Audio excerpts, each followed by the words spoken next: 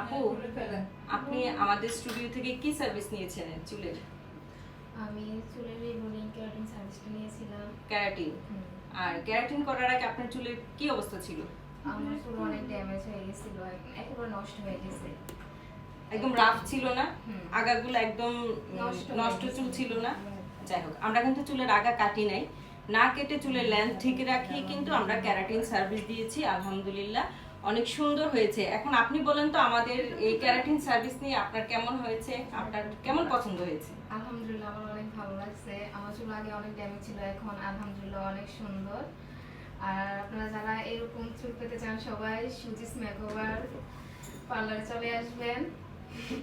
মানে আমার পার্লারে সবাই আসবেন আপুর মতো একদম হ্যাপি, একদম হাসি মুখে বিদায় নেওয়ার জন্য। মানে যাদের ড্যামেজ চুল, একদম নষ্ট চুল নিয়ে আমাদের স্টুডিওতে আসবেন আপুর মতো সুন্দর সুন্দর চুল করার জন্য।